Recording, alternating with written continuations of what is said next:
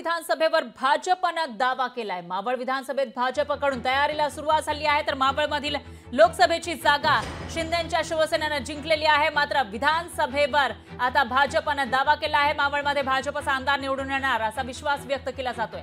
भाजपचे माजी मंत्री बाळा भेगडे यांनी तसा दावा केला आहे, तर भेगडेंच्या दाव्यामुळे महायुतीमध्ये मात्र संघर्षाची शक्यता आहे। अजून जागा वाटप पूर्ण झालेलं नसताना भाजपकडून मावळमधील विधानसभेवर दावा केला जातोय आणि भाजपचाच उमेदवार या ठिकाणी निवडून येईल असा दावा या ठिकाणी करण्यात आला आहे। त्यामुळे महायुतीमधील जे इतर मित्र पक्ष आहेत त्यांची मात्र अडचण होण्याची शक्यता आहे। त्यांचं यावर काय म्हणणं आहे ते यासाठी तयार आहेत का असा सवाल या ठिकाणी उपस्थित होतोय।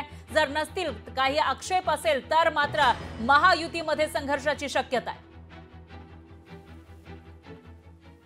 महायुती म्हणून ही जागा भारतीय जनता पक्षाला मिळावी ही पहिली आग्रहाची मागणी आणि कमळ चिन्ह हा आमचा चेहरा असणार आहे हे देखील आज या ठिकाणी सांगतो।